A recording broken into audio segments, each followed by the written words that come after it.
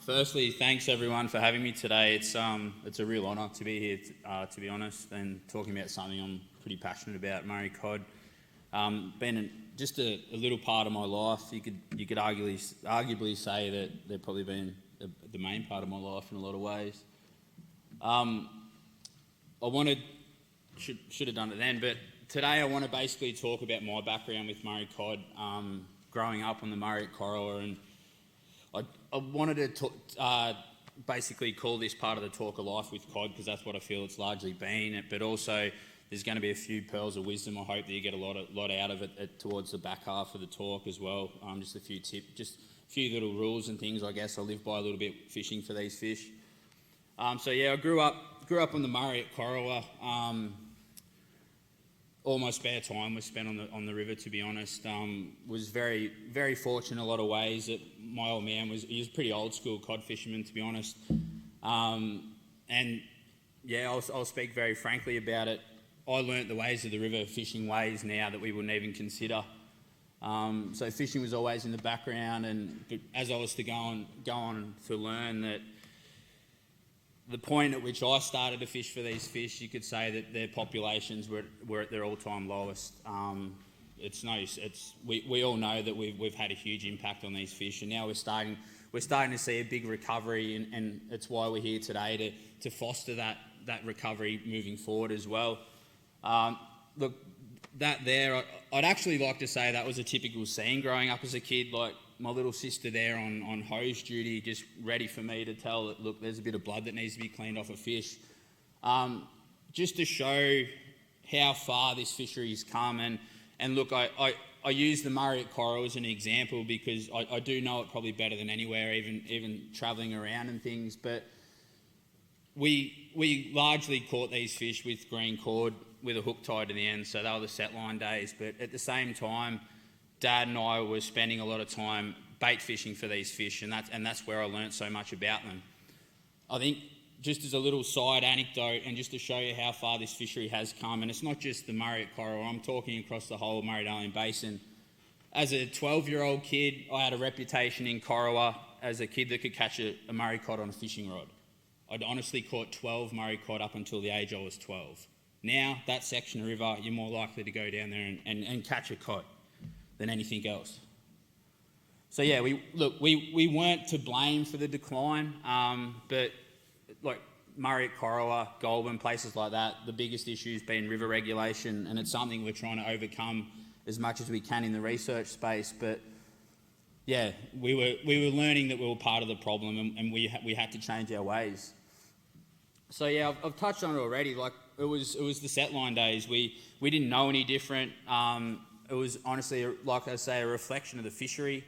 We were basically working extremely hard to catch the few fish that were left in the river. We didn't know any better. So we still angled, like I said, but it was as much about the social side of things. We were catching things like redfin and carp in a lot higher numbers and abundance than the few Murray cod that we had left. Even with Lake Mulwala just down the road for me, where I spent a lot of time and learnt a lot, even then you could say that the population of fish just wasn't there yet in those systems.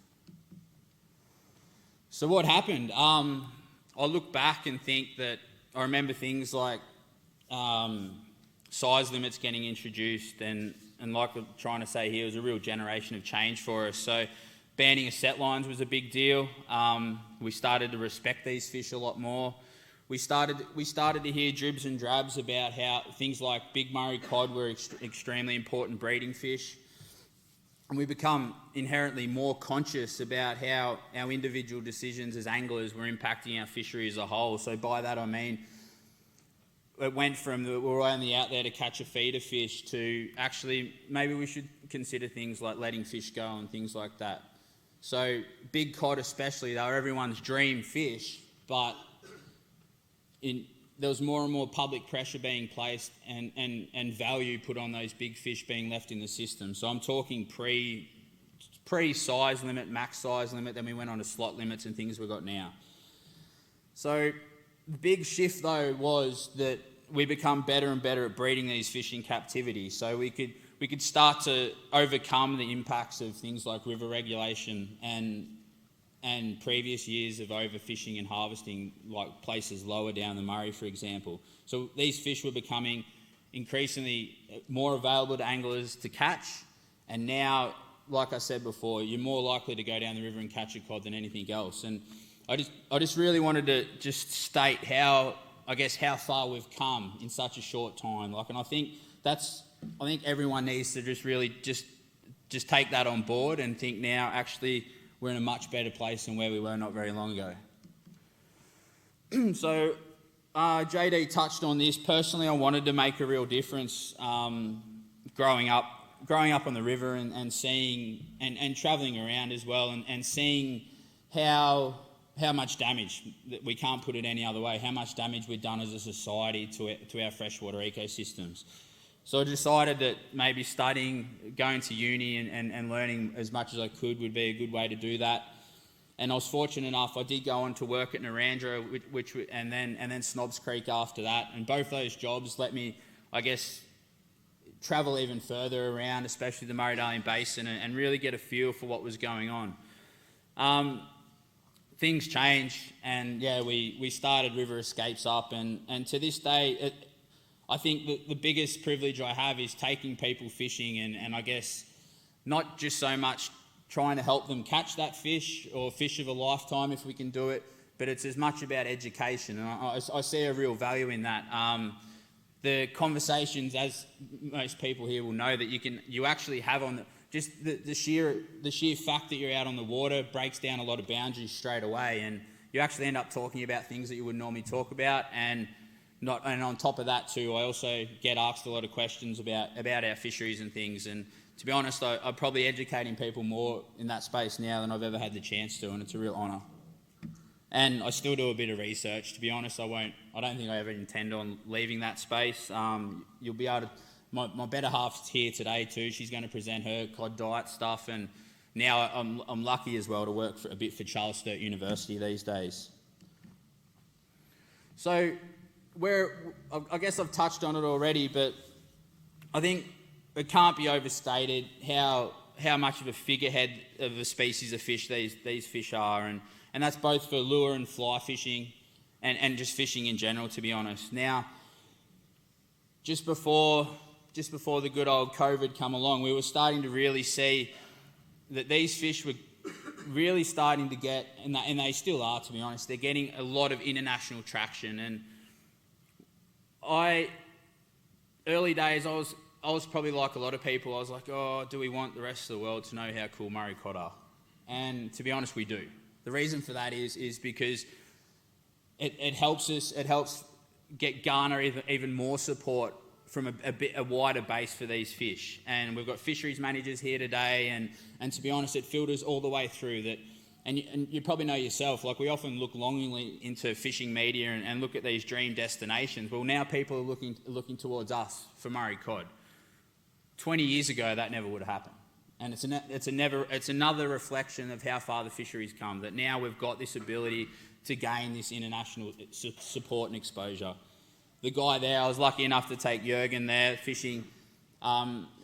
He's a professor from Germany, arguably up there in the top of his game in Germany from fisheries and hydropower point of view. He was out here for a conference, and that was a real honour because, while Jürgen was out here to present at another fisheries I keep saying Codference, it's like we're here today, another fisheries conference, he told me straight up, he goes, I'm here for the conference, but I really want to catch a Murray cod. I think that's why I'm really here. And to me, that was like, geez, this is cool. This guy's from Germany, and that's what he wants to do.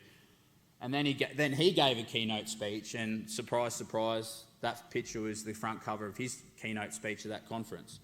A couple of Japanese guys there that fished with me a couple of years ago, and same thing. The Japanese are well known for they're just a crazy inbuilt angling ability, to be honest. And you've never met more passionate people, and they're now seeing Murray cod as this great fish. And it's honestly, it's not just because our cod grows so big. There's so many other things as well with cod. So I think that not only it's really important too to look at our cod fishery and go, cod are great, but we've got we've got to look at it in the whole scheme of things as well. And by that I mean that if we can use cod as our figurehead species, we need healthy freshwater ecosystems in general to ensure our cod fishery is great. But we can then piggyback off how cool cod are, and we can start to make decisions that benefit the whole system and not just cod. So now I'd like to speak about those 1% decisions, I've called them. They're not going to get portrayed as 1% decisions because I like to talk about fishing probably too much, but basically just those little things you can do out there on the water that I feel that can help everyone from a fishing point of view. So seasonality, it's very easy to get a one-track mind with Murray cod, and you want to do this for the whole year. You want to tick off this, but it may be a bit of a given for experienced anglers, but the facts are that if you can plan your fishing season around seasons and seasonality, as I'm trying to call it here, I think you're going to have a lot more success from the start of the Murray cod season to the end of the season. So we know that different waterways fish better at different times of year. So we'll just take early season, for example. So I'm talking December through to, say, March, April, about now. A lot of our smaller systems fish better. So those systems we love to call clear water cod fisheries, they're at their peak that time of year, and it's for a lot of things. Basically, the main driving factor is we have more stable water flows, and we have increased water temperatures. So basically, our fish at that point have higher metabolic rates, so they want to feed, they want to eat. Now, on the same side of the coin, I don't want to necessarily go to somewhere like Eildon or one of our larger impoundments at that time of year, because generally irrigation season's kicked in and the lakes are starting to get lower. So basically what I'm trying to say is those larger systems, those systems that get drawn down upon for irrigation purposes are going to fish a lot better when the water levels are more stable. The reason for that is fish can become settled. I like to explain to people that a Murray cod, especially in a lake, doesn't sit still unless it's asleep, basically. And if it's out there to feed, it has to go and look for its food. As opposed to a river fish, a lot of the time, is going to be sitting relatively, at least during the day, relatively stationary, at least in regards to its snag. Like it'll move up and down a little bit. So that fish, when that water level is dropping in that large impoundment, that becomes an environmental cue for that fish that something's not quite right and it's not as settled. Whereas if that lake levels, it can still be dropping, but slowly, but definitely those fish are out and about on the prowl a lot more when we've got rising water levels. So it's a real cue there. Somewhere like Lake Mulwala, or Ngambie now, which I think it's coming ahead leaps and bounds as well, and honestly has a lot of the attributes that Mulwala has. I like to think of those places as flooded river systems in a way. They fish to me more like a river than they do a lake as such. Now we know there too, seasonality, so we can fish all season long there and expect to catch fish all through the year there, but like many, and I'll touch on it later, like many of our big fish fisheries, winter time's definitely a really good time to catch a big cod in Mulwala, even Ngambie now, and our other lakes, and that feeds into that seasonality again.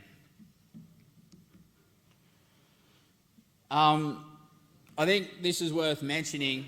Do you want to catch a fish or the fish? By that I mean that you can definitely have increased chances on big fish, especially if you do become quite one-eyed in presentation for those big fish. So feeding back into seasonality, targeting big fish through the cooler months when they're biologically programmed to feed up. So by that I mean that, and I guess this is the fish nerd talking a bit here as well, not so much the angler, but understanding the biology of the fish plays a big part in your angling success moving forward. So when we using the smaller systems as an example, where we've got populations of fish largely containing a lot of sub 70 centimetre fish, so not bigger fish that are as necessarily as sexually mature, versus populations of fish that have bigger fish in them.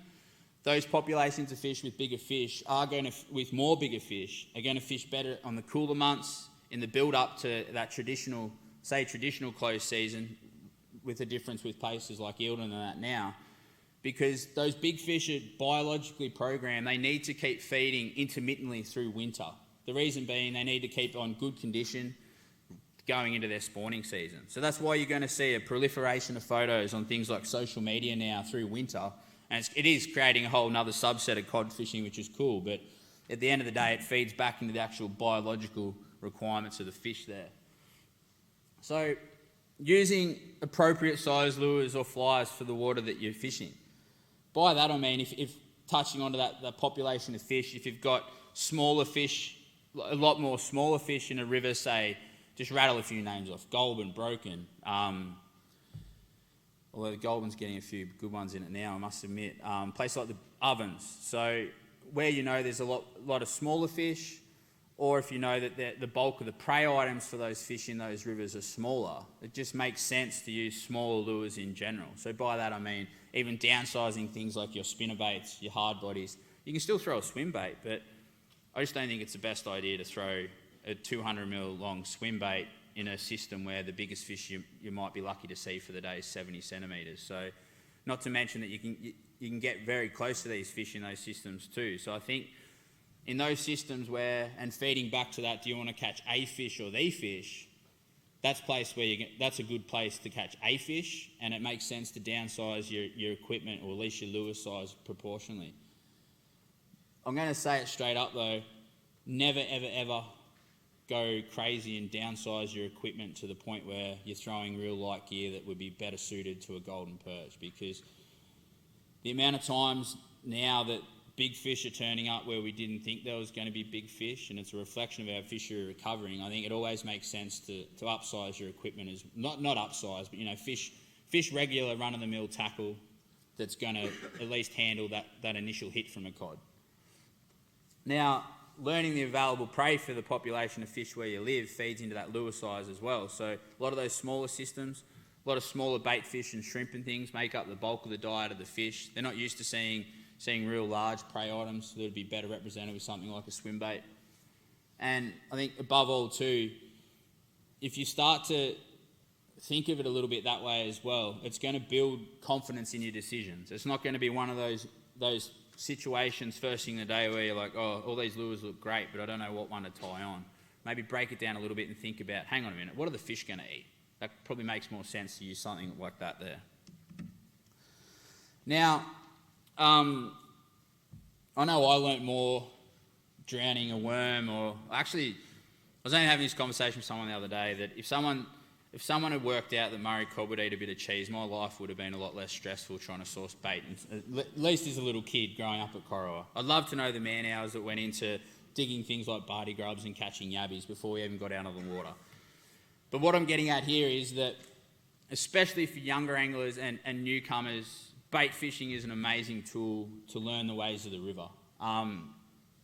You'll learn the fact that you can, just things like, I remember sitting there as a kid and watching a Murray cod play with a bait for half an hour before it even decided to commit to it. Like that, they're things that you don't actually get that interaction from a lure or a fly fishing point of view, because you're just trying to coax that fish into one hit. Now, that went a lot further as well as a young kid with a bedroom that resembled a stream in itself, like 4 or 5 fish tanks, Murray cod in there and things. And so take that one step further. If someone's here as a parent and their kid comes to them and says, I want to get a fish in a tank, do it for them. Like, they're going to learn so much. But then you'll probably get over it when they get a little bit older and you've got this cod that's outgrown its tank. But that's another conversation to have. But I just think that bait fishing in a lot of ways is going to really, really teach, especially younger anglers, the ways of the river. The fact that you're there, absorbing the environment as well, is just a win-win. Now, increasing your chances on big fish. We all want to catch big cod, let's face it. We love the idea of big cod.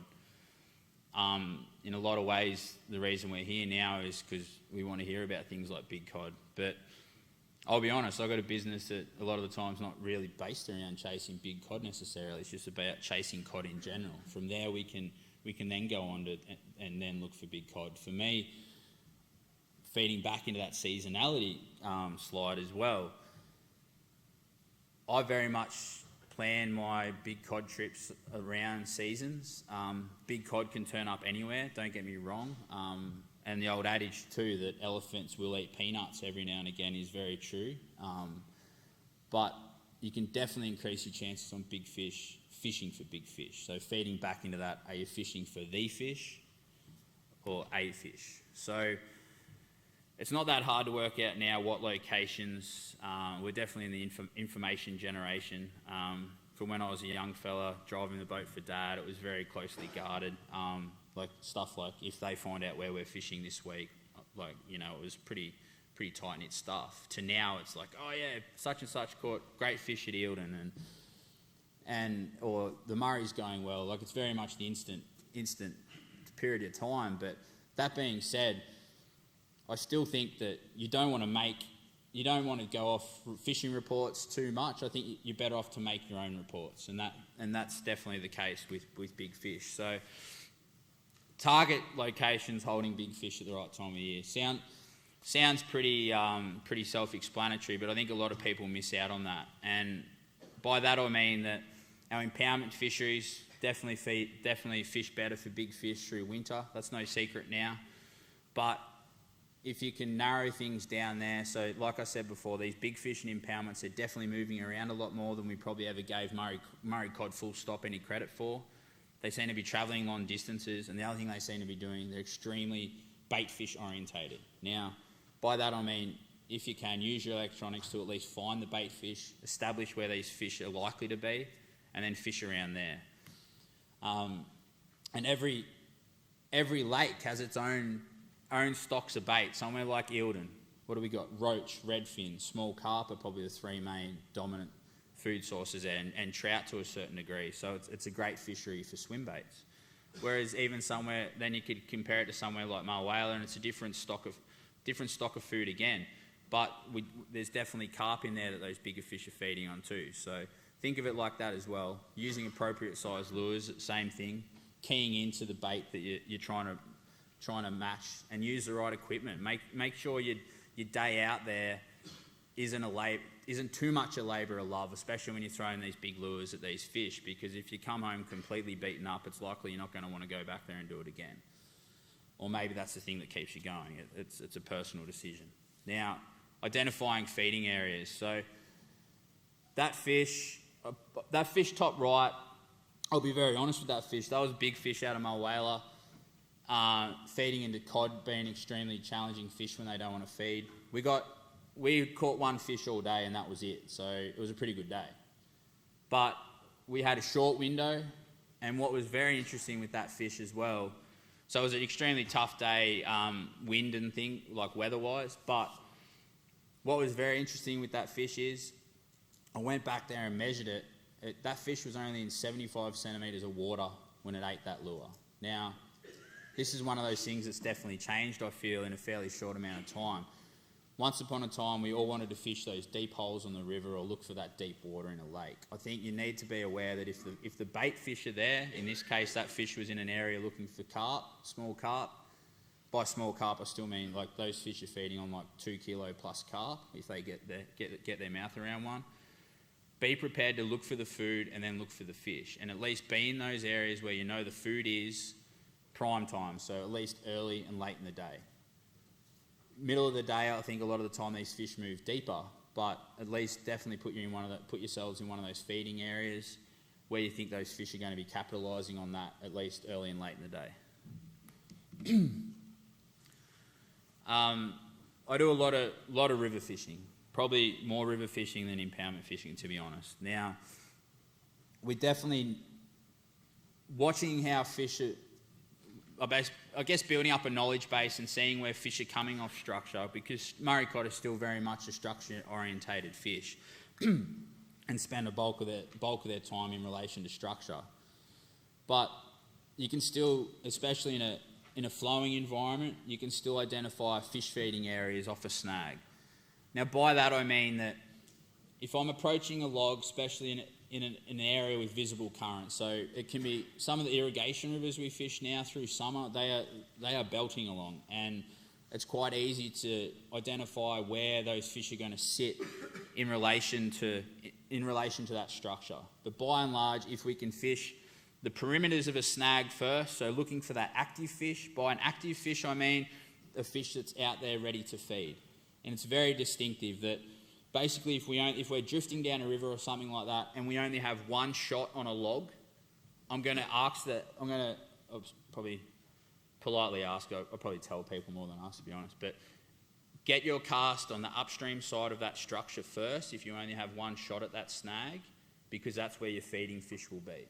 And we've broken it down even more to now that if you've got more time on a log or that cast hasn't gone in exactly where we wanted it initially, that Murray cod are extremely territorial fish. So that's when we're actually seeing that people will get those bumps or those swipes or follows normally come out of spots where the fish isn't in that active feeding location. So, and a lot of if we are fortunate enough to hook those fish, that's when we're seeing fish actually not necessarily in that traditional mouth hookup. They might be side of the head, side of the face or something like that, where they've swiped at a lure and said, nah, this is my structure. I don't want to deal with you today. So really what I'm trying to say there is put your good cast in on a log when you first, the areas out of branches, upstream of a snag, and then pull it apart more and more and look for that territorial response from a fish deeper in the structure, that laid up fish. Now, feeding back into that too, retrieves in flowing water. I don't think we put enough emphasis on actually what our lure or fly is doing under the water. Now, by that I mean if we're in a lot of lures just don't want to work in flow. By that I mean they'll work, but they don't work the way we want them to. Now, a classic case is this. Up here, the flow's coming from the top of the screen down. Now, if you had a surface presentation, something like a paddler or a big surface fly, you throw upstream, you're going to be actually spending more time winding or stripping like mad, trying to make that lure work, and it's just not going to work. Now, in that situation, if you want to get into a routine, and if you can cast on that slightly downstream angle just to get the most out of your lure, so you're basically casting at the bank. I like to think of it as a 40-45 degree cast, maybe a bit less than that, and you're actually half using the current to swim your lure, your fly out off the bank, and it comes out on almost like an arc. Now, that's still a great presentation on a fish because these are predatory fish, so they're looking into the current. So think of it as fish held up here and cast coming and presentation coming in front of the fish like that. Now, it's all about using the current to your advantage and make sure you pick a lure that's intended, that's going to work where you want it to work. So a lot of the times too that people go, great, log, don't allow for the current. So think that you might actually need to cast upstream of that snag to let your lure, spinnerbait, anything, either dive or sink into position by the time it comes past that timber.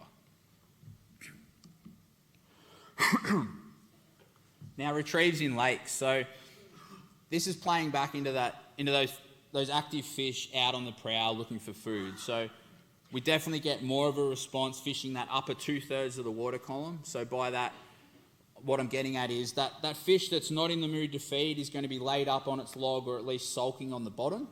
And that one there, you might have to get down deep, be it a deep diving presentation or a spinnerbait or something like that in that fish's face, as opposed to feeding fish are up and about. Now, a real key bit of information with the Murray cod, remember that their eyes are on top of their head. The reason for that is they want to feed above their head all the way to the surface. So keep that in mind too, that you're more likely that aggressive feeding fish, you're more likely to see that fish will actually happily lift off the bottom to feed. So I think for too long, all we wanted to do, and I touched on this before, but all we wanted to do was get down deep, get in the fish's face. But I actually feel now, thinking about it more, that we're getting much more of a response fishing above the fish, at least when they're in that feeding mode. So at least concentrate on those kind of retrieves early and late in the day potentially, and then go deeper as the day goes on, at least during the middle of the day. Now, nearly forgot it, but it's amazing how much incorporating a pause into your retrieve, it doesn't honestly matter what lure you're using, but that pausing in a retrieve will often, basically what's happening is we have a lot more fish following our lures than we've ever really given credit too. We're seeing technology and stuff help now, noticing that, like crazy improvements in electronics and things as well. But fishing clear water a lot, I've always noticed too how many fish will follow at least for a few metres and then turn away from a lure. It's happening way more than you actually want to know about because it'll give you nightmares basically. But if you can incorporate pauses into your retrieve, you're often going to get... Now, it's a hard thing to keep doing too because I'm constantly reminding people, pause. And you'll just get back into the groove, whining, forgetting to pause. But if you can incorporate those pauses, it's amazing how often that'll turn a following fish that you don't know is there into a feeding fish. Surface fishing, we've always regarded, a lot of early and late. It's such a great way to catch fish early and late in the day. But don't rule it out, especially on slow days. The last couple of years, this is I've changed the way I fish a lot the last couple of years with people because I've noticed that surface fishing is actually converting fish, especially on slow days when I go to it an hour or even 2 hours earlier, especially on river systems. I think the main reason for that is it's doing two things. It's switching the angler on and getting them thinking about their presentation because they're seeing everything, and it gives you a real sense of excitement, just that build-up that you think a fish is going to eat something off the top. Plus, it's allowing them to fish more confidently into deeper and deeper structures. So those fish that are laid up, we actually can fish into snags because we're coming over the top of them, and we're actually converting more fish that way. So probably the biggest golden rule there is that I want you to think of is that if you're having a slow day, which let's face it happens a lot with cod, if you're having a slow day, consider going to surface fishing earlier in the afternoon than what you normally would, as much to give yourself a little bit of a confidence boost and just try and get that bite. Now, if you can hear cicadas chirping or there's a few mice about, like now, let's face it, we've got fish already that are more keyed in on surface presentations right now than what they would normally be, and it's because they're seeing it. So that feeds into knowing what fish like to eat in your area, but certain populations of fish definitely feed off the surface more than others. So learn it. It's no secret for anyone that knows me in here that I've got a little bit of a soft spot catching Murray cod on fly. I didn't want to make this presentation very fly focused because I do both, but to be honest, I think the fact that now, like for me, the cod on fly world started for me when I was little kid back in Coral, I guess 14 or something like that. I got serious about it. And to be honest, it was probably a level of arrogance. I'm like, I've caught these fish every way possible. I'll try and get one on a fly. But what it's done for me now, and it's a large part of what I do guiding, basically, I don't want people to think of it as purely a novelty way to catch fish. Fly does have some benefits over conventional fishing once you get your head around the casting and things like that. Three really. I feel that we get a much better hookup rate on a single hook fly than single or double hook fly than compared to how many hits per fly ratio. Hits per hookup ratio versus lure. Now I think purely that is because Murray cod are an implosion feeder and there's a lot less resistance sucking a fly either off the top or even underwater, and we're getting much more positive hookups. The other one is too that we can do things with the fly rod that we can't necessarily do with lures, and two in particular are that we can, depending on we often use sinking lines in fly fishing. So in lake situations, we can very much suspend a fly at depth a little bit better. So talk about those fish that like to feed mid-water. We can basically hover a fly in front of their face that little bit longer. And on the other side of the coin, in the rivers as well, we can use the current to waft or animate our fly through the current a little bit better. And we'll often see fish will just appear behind a fly in these clear water situations, and they're mesmerised by it. So imagine that fly is dancing up and down in the current, and that fish is going up and down, then eventually we'll eat it. It just looks very natural to the fish, I think is the key there. So have fun with it. We've all been there, I guess. That was 20 minutes, I think I picked. I actually think I at half unpicked them. I've got to get a photo of you with this. But I think, let's face it, cod are a notoriously difficult fish to catch some days, and it's to do with their feeding habits or lack of feeding habits for that matter. we've all got our theories. We could sit here all day and talk about it, but I think get out there and have fun. Don't fish when you feel that... fish even when you don't want to fish. By that I mean, if you can get out, just get out and do it. That's how you're going to learn. I think we place too much emphasis on fishing conditions that are optimal all the time, that we actually miss out on a lot of situations. Winter time, you're out there for one bite for the day as far as I'm concerned, and you don't know when it's going to happen. You just got to get out there and do it. Have fun with it. So I was going to put this photo at the start. I think this sums it up for me, how far the Murray cod fisheries come. So this is my father. That fish took him 6 months to catch back at Corowa, and I think it's a real reflection of how far our fisheries come once again. So we joked that it nearly cost him a marriage. We probably did. I remember them fighting about it. Oh, you're going fishing again? No, I've got to get that fish. So it's just here to reflect and think about these fish. Like, we've always loved these fish, but we probably weren't loving them the right way, if that makes sense. We love the chase. We love the hunt just as much as we do now. And 6 months to catch that fish. I don't know how long it was. It was an 80-pound fish. How much that fish meant to my old man. He got a T-shirt, or someone printed a T-shirt for him for his 40th birthday. And he wore it proud as. So thank you. And we only buried him a few weeks ago, so that's why I'm a bit like this, but thank you.